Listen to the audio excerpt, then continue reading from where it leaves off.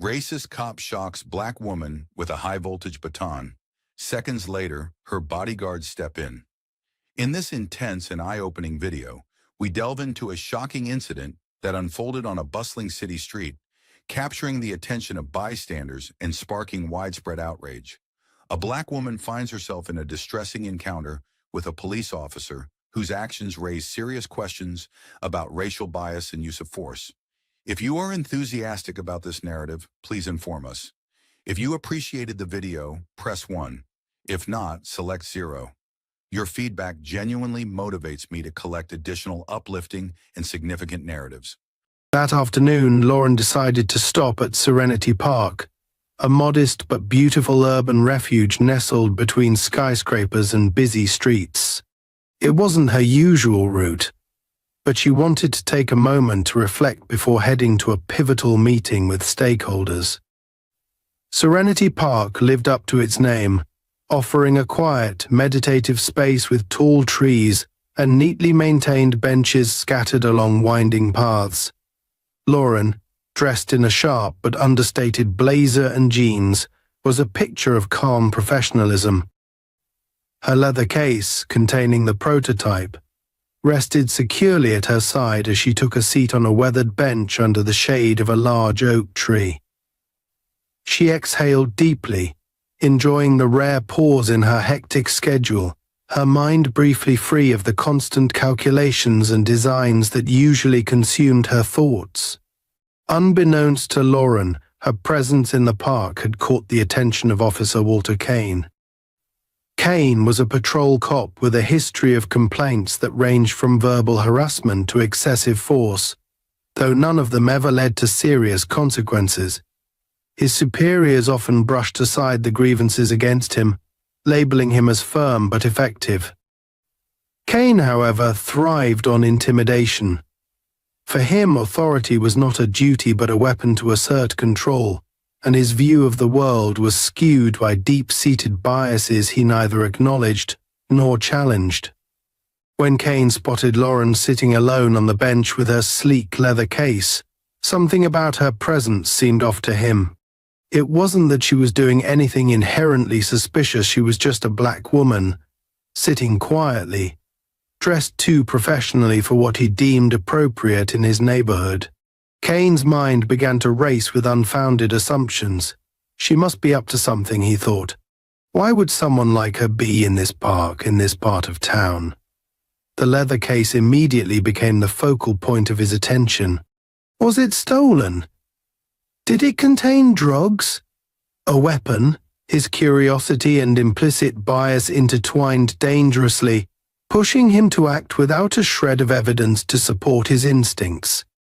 Kane parked his patrol car at the edge of the park and stepped out, adjusting his utility belt with an air of self-importance. His boots crunched against the gravel as he approached Lauren's bench, his shadow falling over her. She looked up, startled out of her brief moment of peace. Her professional demeanor didn't falter, though she immediately noted the authoritative posture of the officer and the hard, questioning look in his eyes. "Good afternoon, officer," Lauren said politely, her voice steady and composed. She had dealt with authority figures before, often in high-stakes corporate settings, and she knew the importance of remaining calm under scrutiny. However, there was something unsettling about Kane's presence. It wasn't his uniform or his role as a police officer, it was the way he looked at her, as if he had already decided she was guilty of something. "Afternoon," Kane replied curtly, his tone devoid of any warmth or courtesy. His eyes flicked toward the leather case at her side. "What's in the case?" The question was abrupt and accusatory, catching Lauren slightly off guard. She straightened her posture, instinctively placing a hand on the case as if to shield it. "It's a prototype I've been working on," she said evenly. "I'm an electrical engineer. This case contains sensitive equipment, so I'd prefer to keep it secure." Her answer was precise, truthful, and delivered with the professionalism that came naturally to her. But Kane wasn't interested in her explanation. To him, her calmness was a facade, a calculated attempt to conceal something. Sensitive equipment, huh? Kane sneered, crossing his arms. That's a pretty fancy case for just some equipment. Mind if I take a look? His tone made it clear that he wasn't asking, he was demanding. Lauren's expression remained neutral, though the tension in her body increased. Actually, yes, I do mind, she said firmly but without hostility. This is proprietary technology, and it's not something I can let anyone handle without authorization. If you have concerns, I'm happy to explain further, but I can't allow the case to be opened here. Kane's eyes narrowed, his jaw tightening. He wasn't used to being refused, and certainly not by someone who he deemed inferior, whether because of her gender, race, or calm defiance. It didn't matter to him. He saw her resistance as a challenge to his authority. Look, lady, he said, stepping closer, his hand resting ominously on the baton strapped to his belt. This park has rules, and I need to make sure you're not carrying anything illegal. If you've got nothing to hide, there shouldn't be a problem. Lauren's heart rate quickened, but her outward composure didn't waver. Officer, I've explained what's in the case. I'm here waiting for a meeting, and I haven't violated any rules. I'd appreciate it if you could respect that, she said, her voice unwavering, despite the growing tension. Kane's patience or lack thereof was wearing thin. The more she asserted herself, the more his need to dominate the situation grew. To him, it wasn't about the case anymore, it was about putting her in her place. I don't think you understand how this works, Kane said, his voice lowering to a menacing tone. You don't get to decide what I can and can't check. Now, either you open the case, or I'll have to assume you're hiding something and take it as evidence. Lauren's grip on the case tightened, her mind racing. She knew she was in dangerous territory. Kane wasn't just overstepping his bounds, he was escalating the situation unnecessarily, and any wrong move could lead to catastrophic consequences. Officer, she began carefully, if you truly believe this requires further investigation, you can call your supervisor. I'm not refusing to cooperate, but I can't allow you to damage sensitive equipment without proper protocol. The mention of a supervisor only seemed to agitate Kane further. Is that a threat? He snapped, his voice rising. You think you can call the shots here? Lauren took a deep breath, her instincts telling her that reason wouldn't work with someone like him. Kane's hostility wasn't rooted in logic or duty, it was rooted in his own insecurities and prejudice. And now she was caught in the crosshairs of his need to prove himself. As he reached for the case, Lauren's hand shot out to stop him.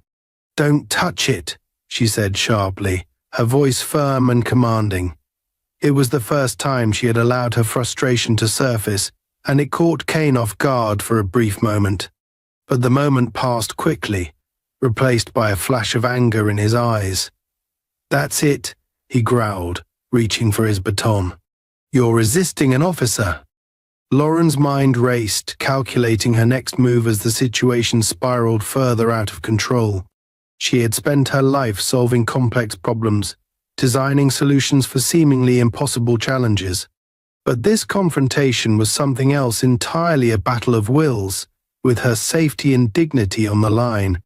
She knew one thing for certain: she wouldn't back down, no matter how much Kane tried to intimidate her. The first move was his, but the outcome would be hers to define. Officer Walter Kane's grip tightened on his baton as the situation reached a boiling point. Lauren Bryant remained seated, her hand protectively resting on the leather case beside her, her face a mask of calm determination. She had been in high-pressure situations before, moments where composure and quick thinking were the difference between success and failure. But this wasn't a boardroom or a laboratory. This was an encounter with a man who wielded power recklessly, and she understood that logic, and professionalism might not be enough to diffuse the escalating tension. Kane's posture stiffened as he took a step closer, his shadow looming over her. "I'm giving you one last chance to comply," he said, his voice low but charged with anger. "If you don't open that case right now, I'll consider it evidence of illegal activity, and I'll take it by force if I have to." His words weren't a bluff. His tone made it clear that he was ready to follow through. Lauren, however, was just as resolute. She slowly stood up, holding the case firmly by its handle. Her movement was deliberate, meant to signal she wasn't a threat, but also to show she wouldn't be bullied into submission.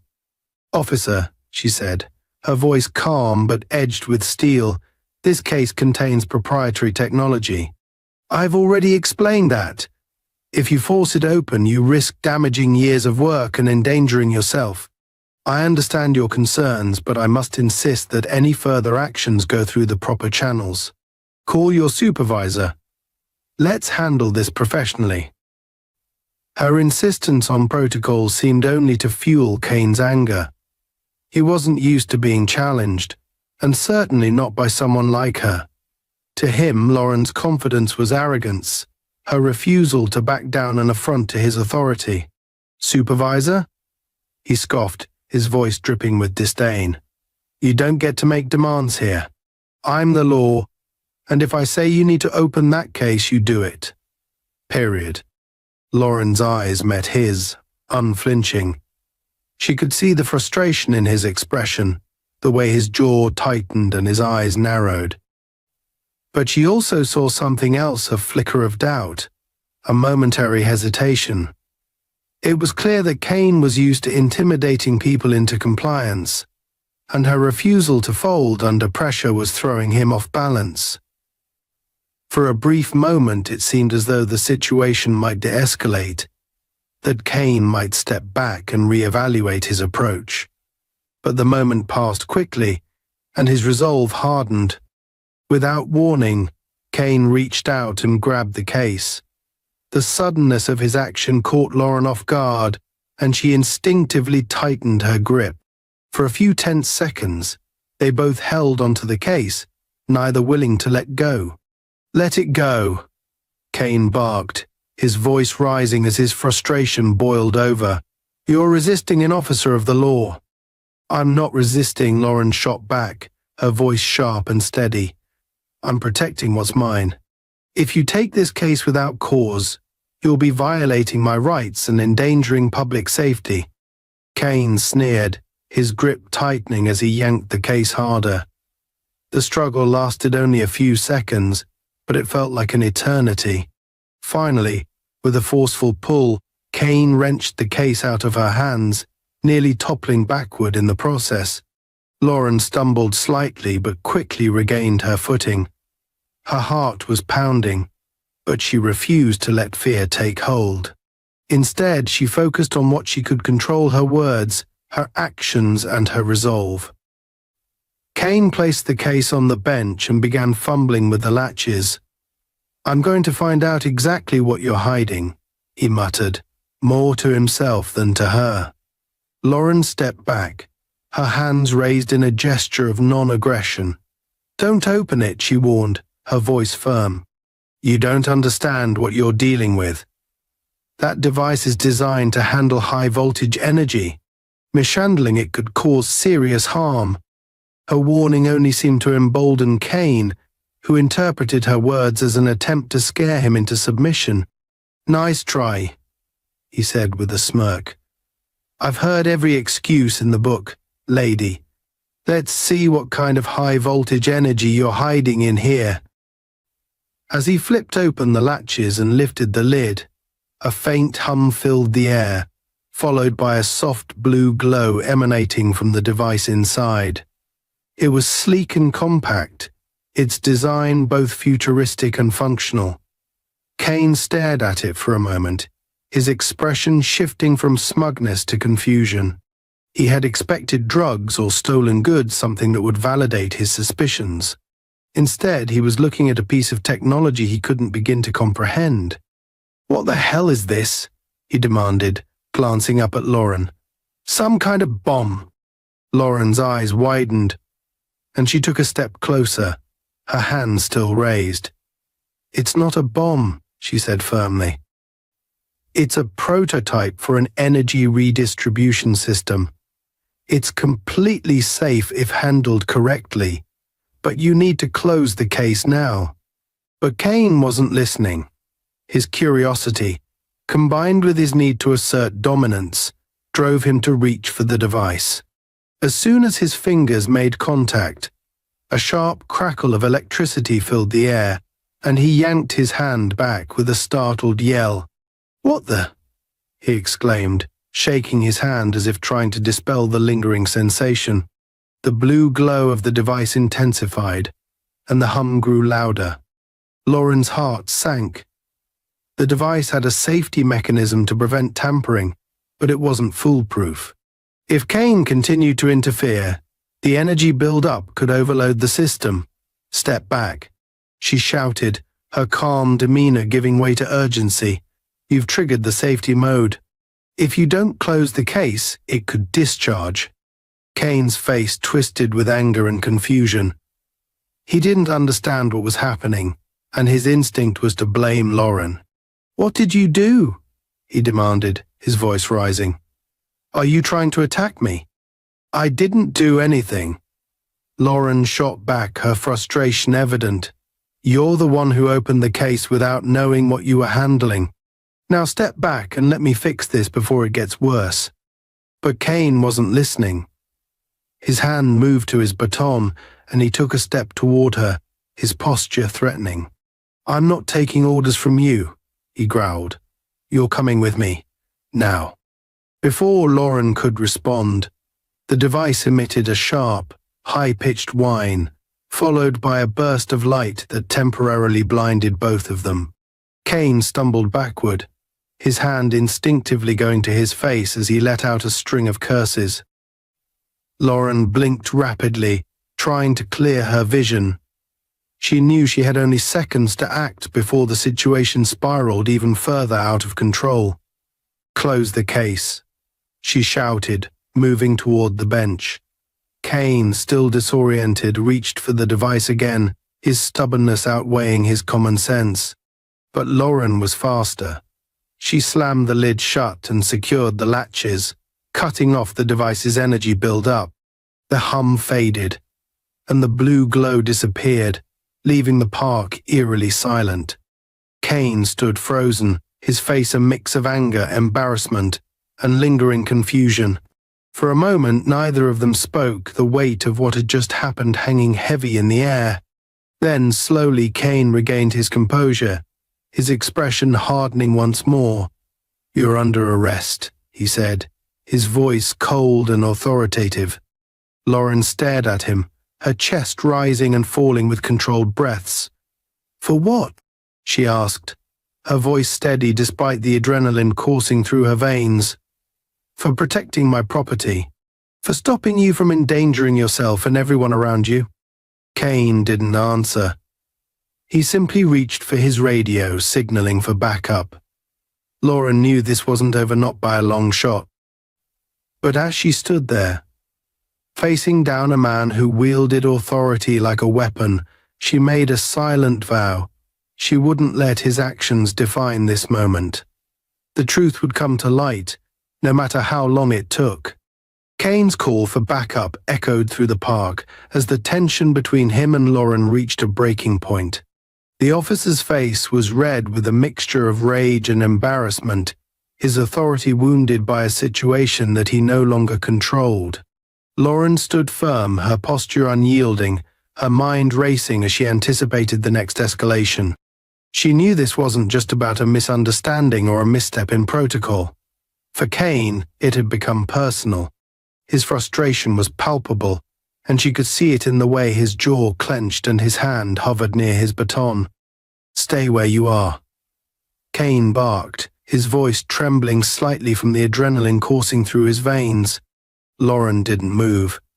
Her instincts told her that any sudden action, no matter how innocent, would only provoke him further. She had faced difficult situations before, tense negotiations, high-stakes presentations, even moments when her projects teetered on the edge of failure, but nothing had prepared her for the raw unpredictability of someone like Kane. "You've already caused enough trouble," Kane growled, pointing a finger at her. "I gave you multiple chances to comply, and you refused every single one of them. Now, you're going to answer for it." Lauren's heart pounded in her chest, but she kept her voice level. "Officer, I've explained myself.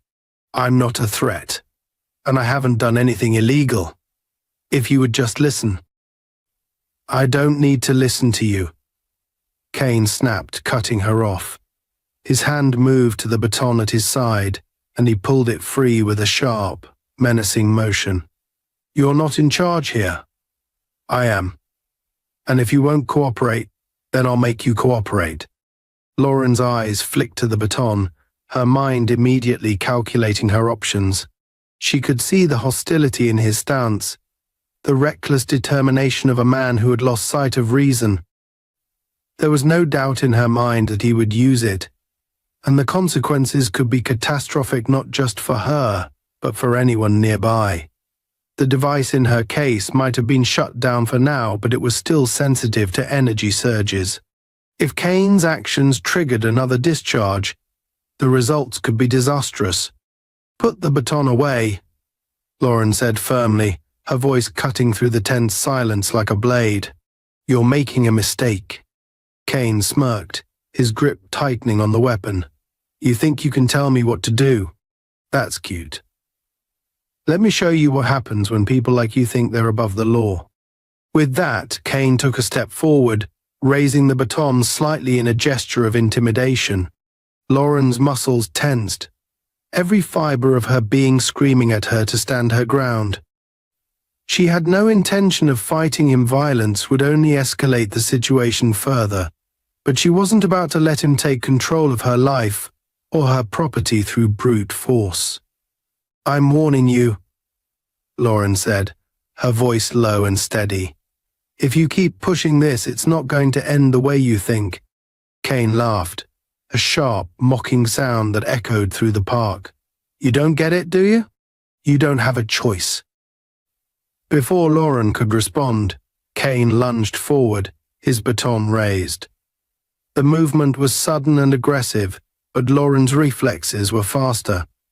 Years of martial arts training and physical discipline had honed her instincts, and she sidestepped his advance with practiced precision. Kane stumbled slightly, caught off guard by her quick reaction, but he recovered almost immediately. "Oh, you're gonna regret that," he snarled, swinging the baton again. This time, Lauren caught his wrist mid-swing, her grip firm but controlled. She didn't apply unnecessary force, just enough to stop his momentum and hold him in place. "Stop," she said sharply, locking eyes with him. "This isn't going to end well for either of us if you keep this up." Kane's face twisted with rage, and he yanked his arm free, stumbling back a step. The humiliation of being outmaneuvered was written all over him, and Lauren could see the fury in his eyes. He wasn't just angry, he was desperate to regain control, to reassert his authority at any cost. "You're resisting arrest," Kane shouted, his voice echoing across the park. "You assaulted an officer." "That's not true," Lauren shot back, her voice calm but firm. "You attacked me, and I defended myself. There are witnesses here who saw everything." Kane's eyes darted around the park, taking in the small group of bystanders who had stopped to watch the unfolding drama. Some of them had their phones out, recording the incident, while others simply stood frozen, unsure of what to do. The presence of witnesses only seemed to enrage Kane further. His authority was being challenged, not just by Lauren but by the quiet judgment of everyone around him. "Everyone back off," Kane barked, pointing his baton at the onlookers. "This is a police matter. If you interfere, you'll be arrested too." The bystanders hesitated, their expressions a mix of fear and defiance. Lauren saw their uncertainty and felt a pang of frustration. She didn't want anyone else to get hurt or involved in Kane's reckless display of power. Turning her attention back to him, she took a small step forward, her hands raised in a gesture of surrender. "Officer Kane," she said, deliberately using his name in an attempt to ground him. "Let's take a step back and de-escalate this situation. You don't need to prove anything to anyone here. Just call your supervisor and we can sort this out." But Kane was beyond reason. His grip on the baton tightened and his breathing grew heavier. "You think you're so smart, don't you?" he sneered. "You think you can talk your way out of this? Not gonna happen." In one fluid motion, he activated the baton, the crackle of electricity filling the air as the weapon came to life. The bright blue arcs of energy danced along its surface, a stark and threatening contrast to the serene backdrop of the park. Kane raised the baton again, his intention clear. Lauren's mind raced. She couldn't let him strike her not because she feared the pain, but because of the potential consequences. The prototype in her case was designed to handle high-voltage energy, but it wasn't immune to external surges. If Kane's baton made contact with her or the case, it could trigger another discharge, potentially putting everyone in the area at risk. As he swung the baton toward her, Lauren moved with precision and speed. She stepped inside his reach, deflecting the weapon with her forearm and twisting it out of his grasp in one fluid motion. The baton clattered to the ground, its electrical arcs fizzling out as it deactivated. Kane stumbled back, momentarily stunned by her quick and calculated movements. "You're out of control," Lauren said, her voice sharp and unwavering. "You're putting everyone here in danger, including yourself." Kane's face turned a deep shade of red, his humiliation and anger boiling over. "You're under arrest," he shouted, reaching for his handcuffs. "Get on the ground, now." Lauren didn't move. "No, I'm not," she said firmly. "I haven't committed a crime. I haven't hurt anyone. And I'm not going to let you use your authority to bully me into submission." The two of them stood there, locked in a tense standoff. The bystanders watched in silence, the weight of the moment pressing down on everyone. Kane's backup hadn't arrived yet, and Lauren could see the flicker of doubt in his eyes. He was running out of options, and he knew it. "You're making a big mistake," Kane said, his voice low and threatening. "You think you're untouchable. You're not. I'll make sure you regret this." Lauren met his gaze, unflinching. "No, Officer Kane," she said calmly. "The only mistake being made here is yours, and it's not too late to fix it. Call your supervisor. Let's end this now, before it gets worse." For a moment it seemed as though he might listen. His hand hovered over his radio, his expression conflicted. But then the sound of approaching sirens filled the air, signaling the arrival of his backup. Kane's lips curled into a grim smile, and Lauren felt a knot form in her stomach. This wasn't over, not yet. But she was ready for whatever came next. The sound of sirens grew louder, piercing the tense silence of the park. Lauren stood her ground as Kane's backup sped toward the scene, her heart pounding but her face calm and resolute.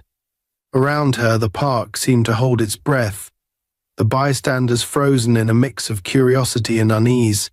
Lauren knew that this moment the arrival of more officers would mark a turning point. Either the situation would escalate even further, or it would finally be brought under control. She braced herself for the worst but remained determined to hold on to her dignity in the truth. Kane's expression twisted into a smug grin as he turned to face the approaching patrol cars.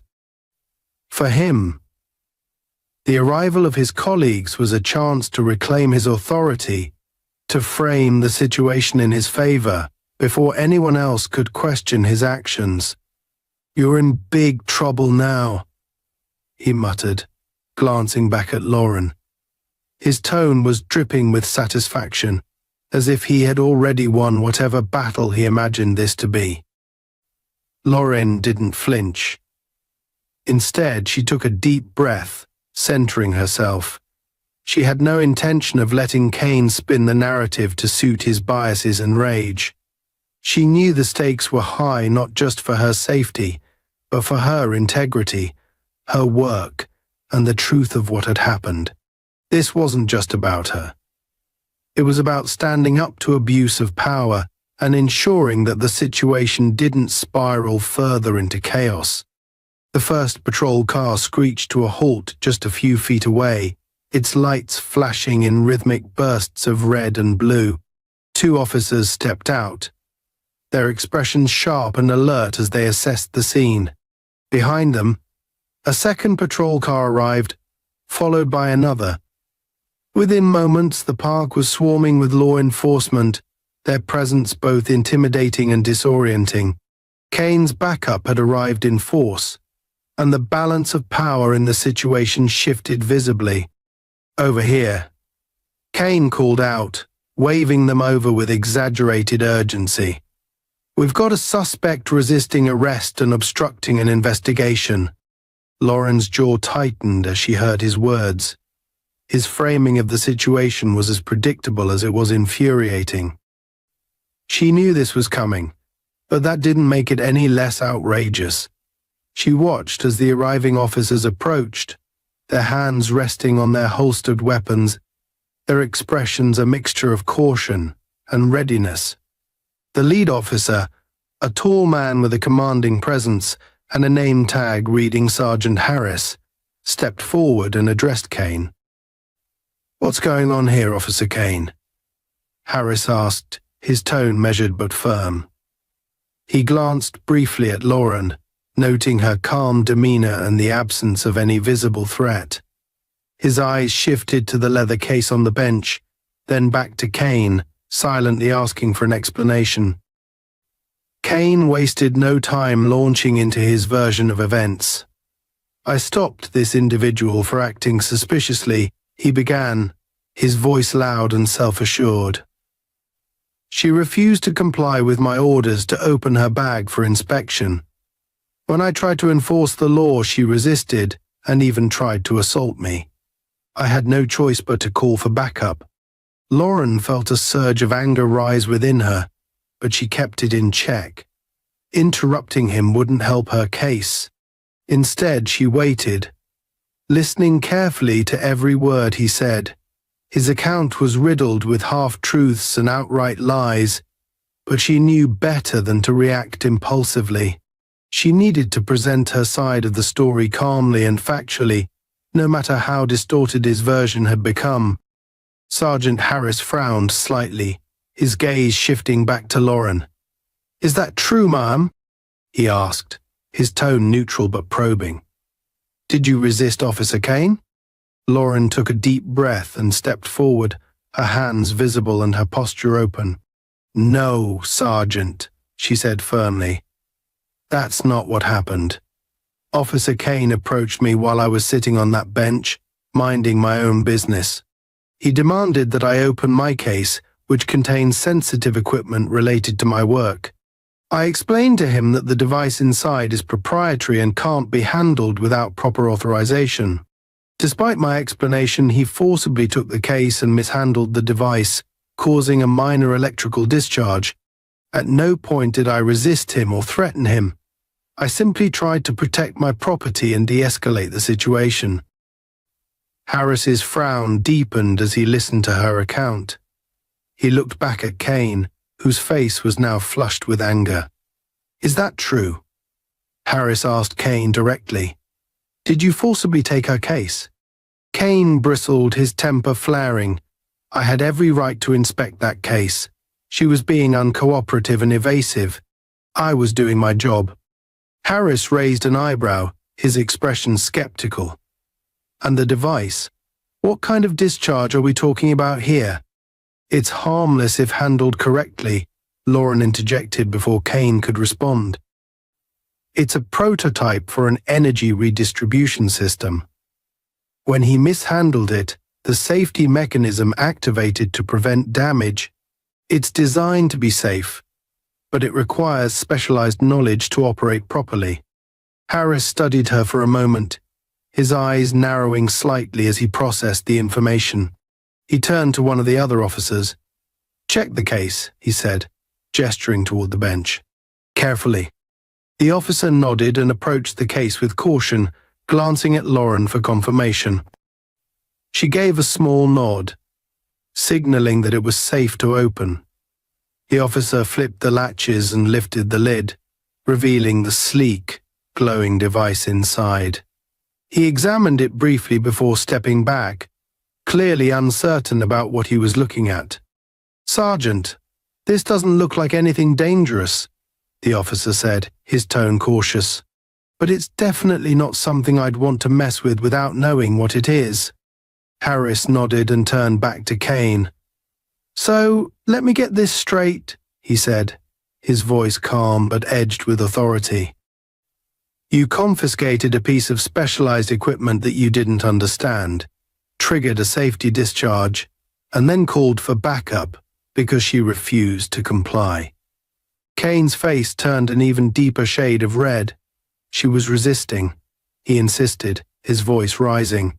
She refused to follow orders and acted like she had something to hide. Harris held up a hand, cutting him off. "Enough," he said sharply. He turned back to Lauren. "Ma'am, do you have any identification on you? Something that can verify your account?" Lauren nodded and reached into her pocket, moving slowly and deliberately to avoid any misunderstanding. She pulled out her ID and handed it to Harris, who examined it closely.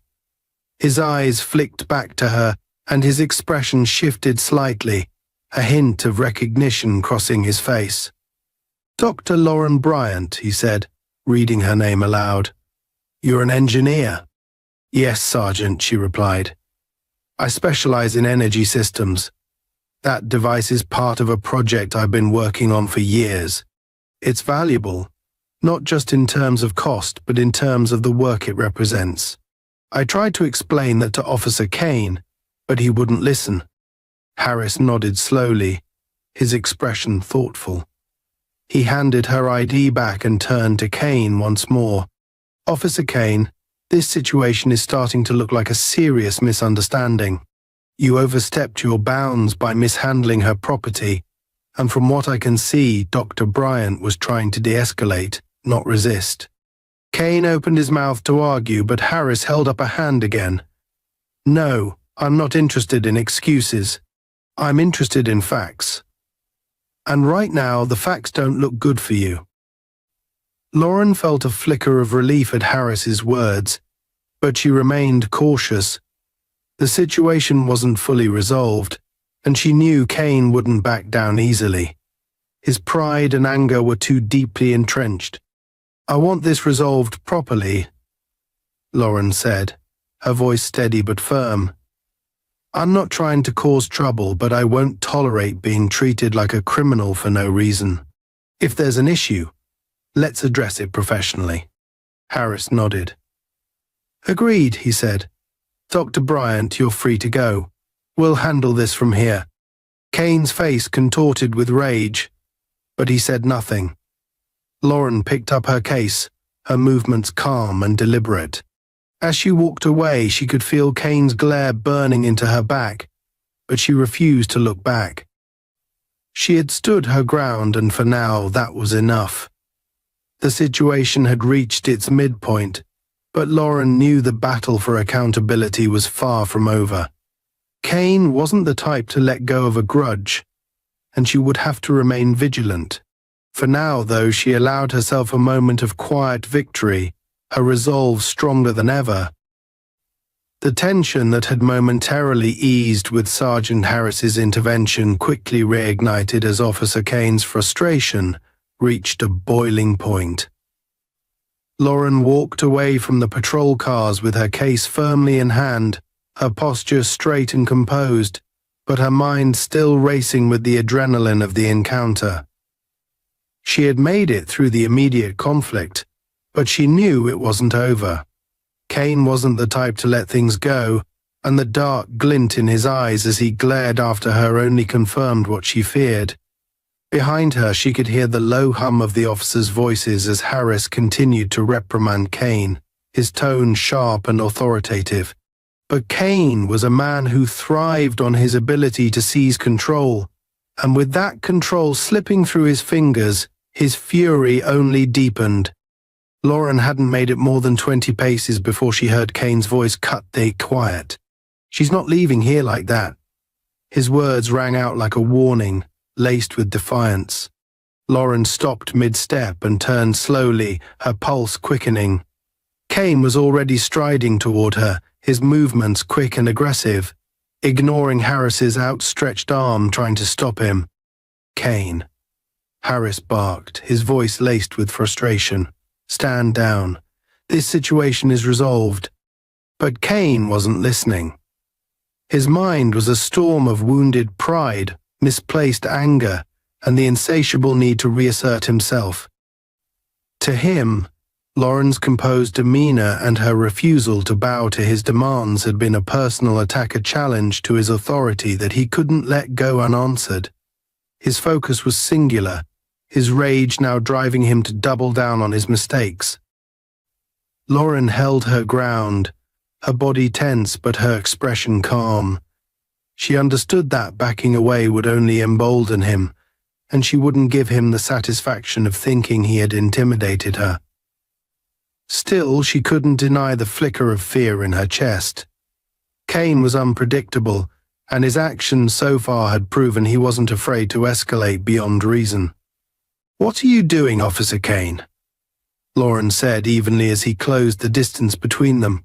"This has already gone too far. You need to stop." Kane's eyes burned with fury, and his voice was tight with barely contained rage. "You think you can walk away from this? You think you can make a fool out of me and just leave?" Lauren's jaw tightened, her hands gripping the handle of her case more firmly. "No one's making a fool out of you, officer," she said, her tone measured but firm. "This isn't personal. Let it go." But Kane couldn't let it go. He stepped closer, his body imposing and his voice rising. "You don't get to tell me what to do. You don't get to walk away. Not until I say so." Behind Kane, Harris and the other officers were catching up, their expressions ranging from alarm to exasperation. Harris's voice cut through the air again. "Kane, that's enough. Back off now." But Kane ignored him. His hand moved to his belt, and Lauren felt her breath catch as she saw him draw his baton. The polished metal glinted in the light as he gripped it tightly, his posture radiating threat.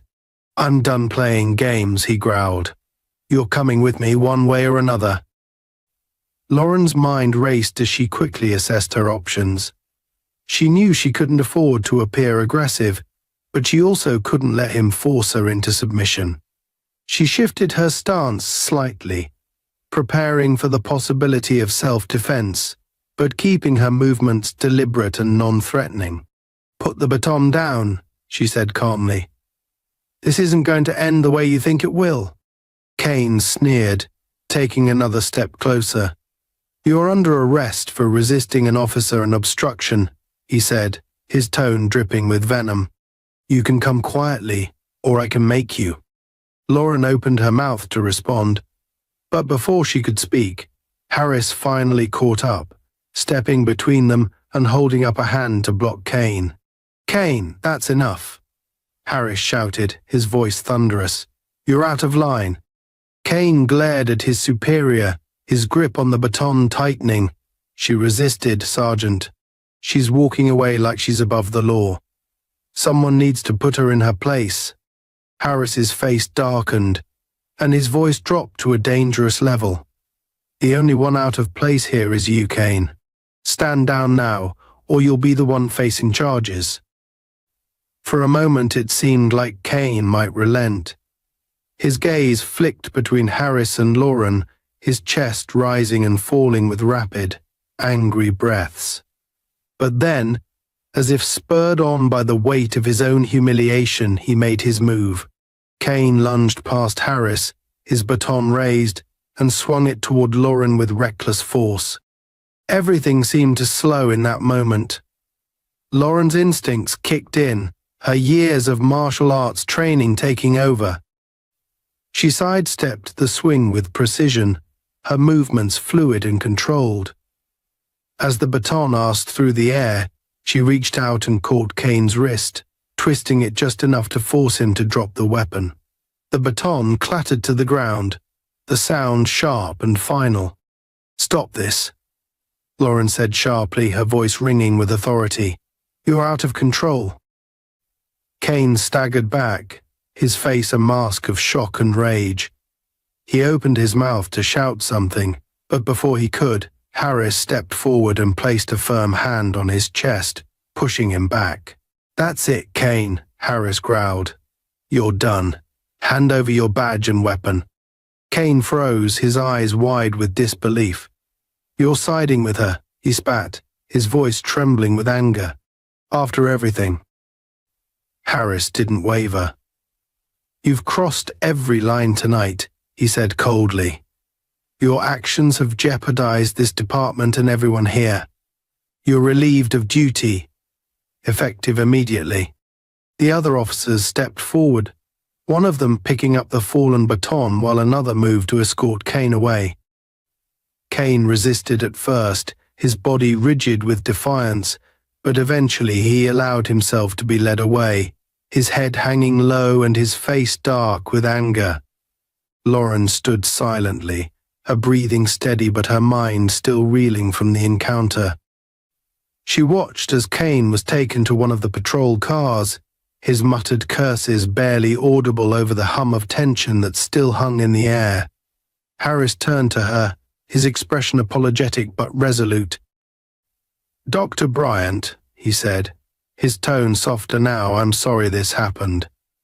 Officer Kane's behavior was unacceptable, and I'll make sure it's addressed appropriately." Lauren met his gaze, her own expression calm but guarded. "Thank you, Sergeant," she said. "But this shouldn't have happened in the first place. You need to do better to ensure that officers like him don't have the opportunity to abuse their power." Harris nodded, his jaw tightening. "You're absolutely right," he said, "and I'll personally see to it that changes are made." Lauren nodded in return, though she knew words alone wouldn't be enough to fix the systemic issues that had led to this moment. Still, for now she had held her ground and protected both herself and her work. As she walked away from the scene, her case clutched tightly in her hand, she felt a surge of determination. This wasn't just a victory for her, it was a call to action, a reminder of the work that still needed to be done to ensure accountability and justice. And she wouldn't stop until that work was complete. The silence that followed Officer Kane's removal was heavy, charged with an unease that seemed to ripple through the park. Lauren stood still, her chest rising and falling in measured breaths, the weight of everything that had happened pressing down on her. The bystanders who had gathered during the confrontation now began to disperse, though a few lingered, their curious gazes flicking between Lauren, the other officers, and the patrol car where Kane now sat, his figure slumped in sullen defeat. The tension in the air had not dissipated, it had only shifted, evolving into a sense of anticipation, as though everyone present was bracing for whatever might come next. Sergeant Harris approached Lauren, his expression tired but resolute. He had the look of a man who had seen too many conflicts escalate unnecessarily, and was determined to prevent this one from spiraling any further. The other officers stood at a cautious distance, their postures still wary, but their hands no longer hovered near their weapons. It was a fragile truce, a moment balanced on the edge of resolution and potential chaos. "Dr. Bryant," Harris began, his voice firm but measured, "I want to thank you for maintaining your composure. I know this situation has been incredibly difficult, and I want to assure you that Officer Kane's actions will be thoroughly investigated." Lauren met his gaze, her expression calm but unyielding. "Thank you, Sergeant," she replied. "But an apology and an investigation don't undo the damage that was almost done." This wasn't just about one officer's poor judgment. It's about a system that allows someone like him to feel empowered to act this way in the first place. Harris nodded, his jaw tightening. "You're right," he admitted. "This kind of behavior is unacceptable, and it reflects poorly on all of us.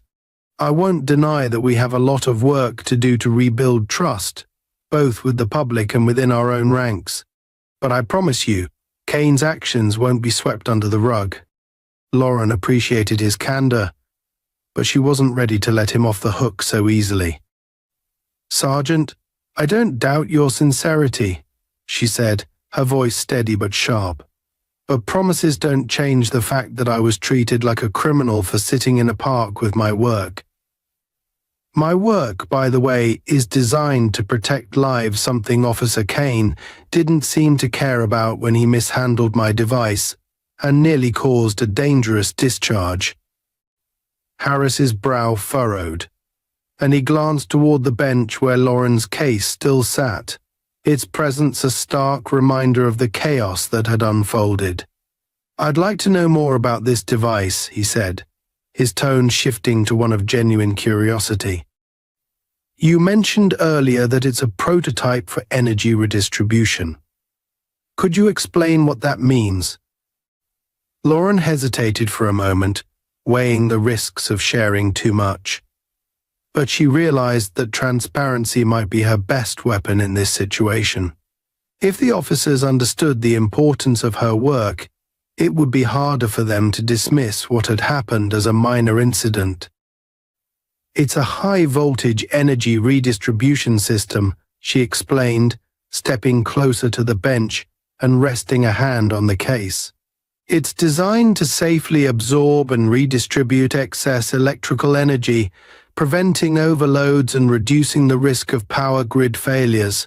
It's particularly useful in emergency situations, where surges of energy can cause catastrophic damage if not managed properly."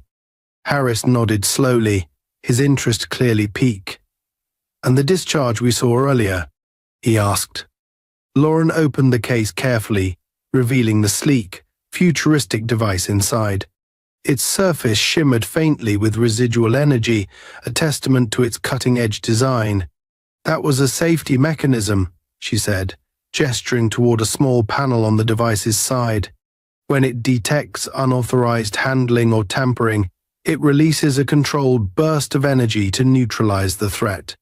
It's not meant to harm anyone, but it can be dangerous if triggered repeatedly." One of the other officers, a younger man with an earnest expression, stepped closer to get a better look. "So, it's like a fail-safe?" he asked. "Exactly," Lauren replied. "But it's not foolproof. If someone mishandles it or uses an external energy source, like a stun baton, it can cause the system to overload.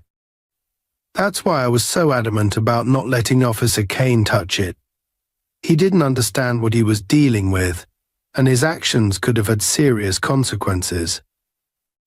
Harris's expression darkened as he processed her words.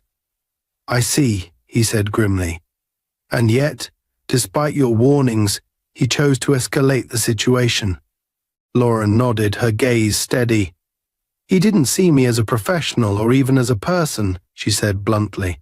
"He saw me as a problem to be dealt with, someone who needed to be put in their place. And that mindset is exactly why things like this keep happening." The younger officer shifted uncomfortably, clearly troubled by her words. Harris, however, met her gaze without flinching. "You're right," he said again, his voice heavy with the weight of his admission. "And that's something we need to address not just in this precinct, but across the board." Lauren appreciated his honesty, but she wasn't ready to let her guard down just yet. "Words are important," she said, her tone measured, "but actions matter more. What happened here today can't just be another incident that gets filed away and forgotten. It has to mean something. Harris nodded, his expression resolute. It will, he promised. I'll make sure of it. Before Lauren could respond, the sound of footsteps approached from behind, and she turned to see one of the bystanders, a middle-aged man with a weathered face and a determined expression, stepping forward. He held his phone in one hand, the screen still glowing faintly. "Excuse me," he said, his voice firm but polite. "I just wanted to say that I saw everything. If you need a witness, I'm happy to provide my account." Lauren glanced at Harris, who nodded in agreement. "We'd appreciate that," he said, gesturing for the man to step closer. "Your statement could be helpful." The man nodded and looked at Lauren. "What happened to you wasn't right," he said. "You handled yourself with more composure than most people would have in your situation. I just wanted you to know that." Lauren offered him a small, grateful smile. "Thank you," she said. "That means a lot." As the man provided his statement to one of the officers, Lauren turned her attention back to Harris. "What happens now?" she asked, her tone calm but firm. "How do we move forward from this?" Harris sighed, his shoulders sagging slightly under the weight of his responsibility. "Kane will be placed on administrative leave pending an internal investigation," he said. "We'll review the evidence, including witness statements and any video recordings, and take appropriate action. I'll also recommend additional training for the entire department, focusing on de-escalation and implicit bias." Lauren nodded, though she knew the road ahead would be long and fraught with challenges. "That's a start," she said. "But it's only the beginning. Real change takes more than just training. It takes accountability, transparency, and a willingness to confront uncomfortable truths." Harris met her gaze, his expression somber but determined. "I understand," he said, "and I'll do everything I can to ensure this doesn't happen again." Lauren studied him for a moment, searching for any sign of insincerity. But she saw only determination in his eyes, and she allowed herself a small measure of hope. "Thank you, Sergeant," she said. "I appreciate your willingness to listen and take action." Harris nodded, and for the first time since the confrontation began, the tension between them seemed to ease. "You take care, Dr. Bryant," he said. "And if you ever need anything, don't hesitate to reach out." Lauren offered him a faint smile. "I will," she said. "And thank you." As she turned to leave, her case securely in hand, she felt a sense of quiet resolve settle over her. The fight wasn't over, not by a long shot, but she had made her stand, and she had done so with dignity and strength. She wouldn't let this experience define her, but she would use it to fuel her determination to create a better future, one where no one else would have to face what she had endured today. The days following the confrontation in the park were anything but quiet. For Lauren, the ordeal didn't end when she walked away with her case.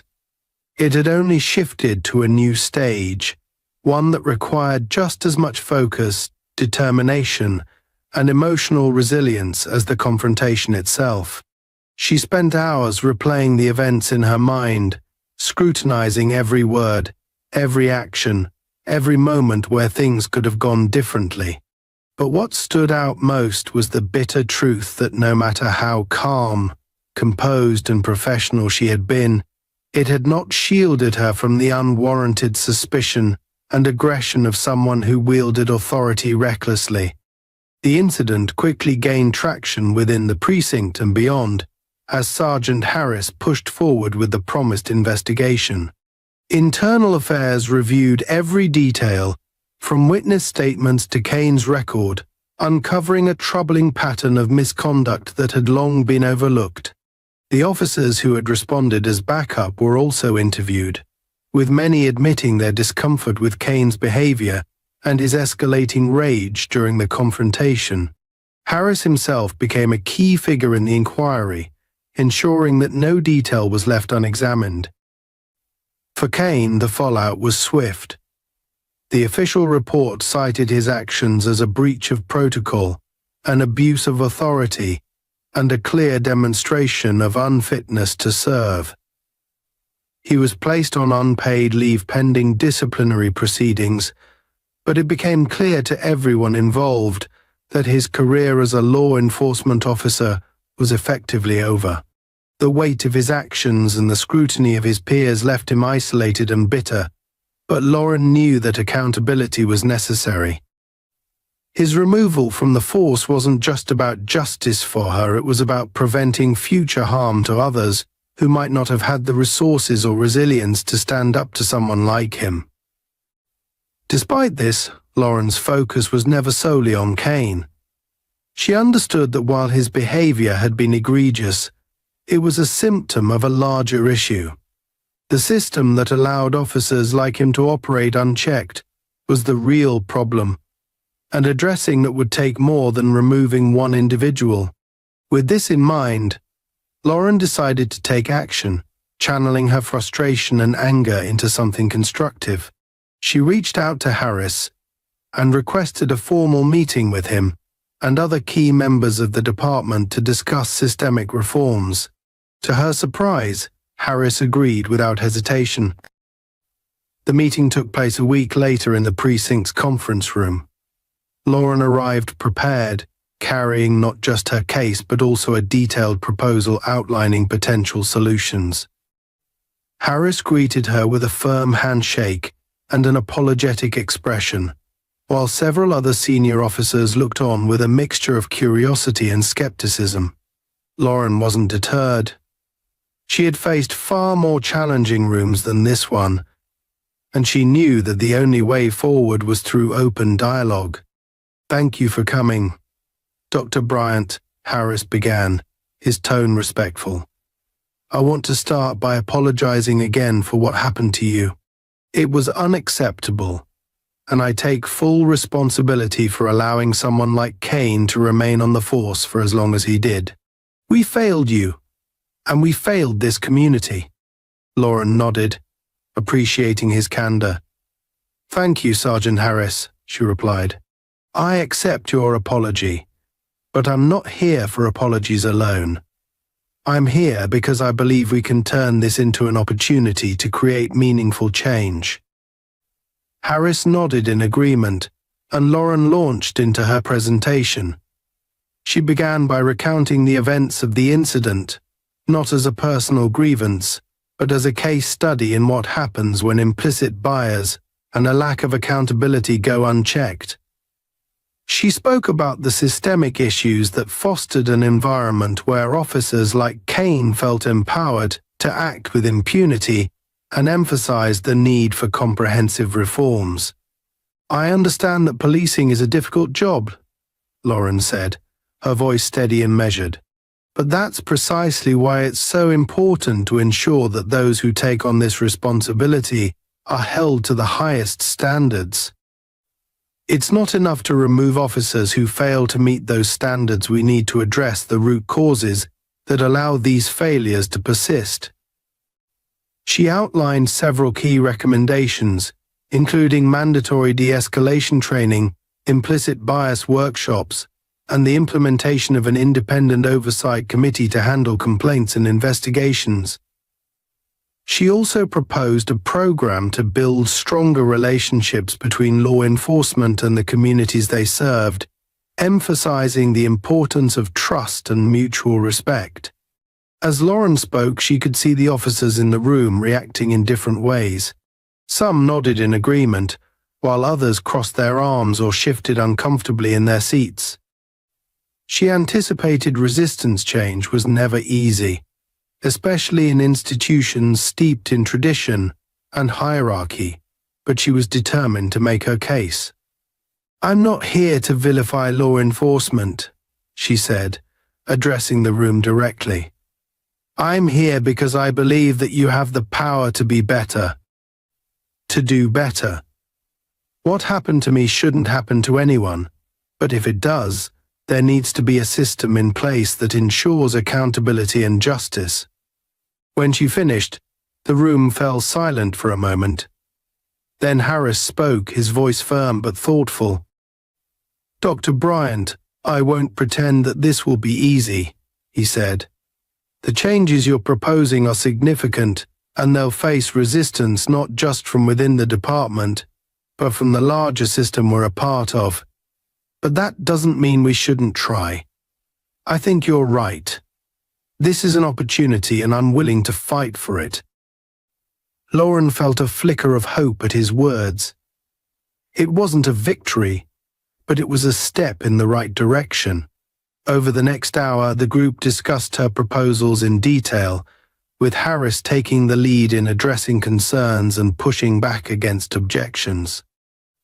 By the end of the meeting, they had agreed to form a task force to begin implementing some of the recommendations, starting with a review of the department's training protocols and complaint procedures. As she left the precinct that day, Lauren felt a sense of cautious optimism. She knew that real change would take time, and there would undoubtedly be setbacks along the way. But for the first time since the incident, she felt like progress was possible. The weeks that followed were a whirlwind of activity. Lauren continued to work closely with the task force, offering her expertise and perspective as they began to draft new policies and programs. At the same time, she resumed her professional responsibilities, balancing her role as an engineer with her newfound advocacy work.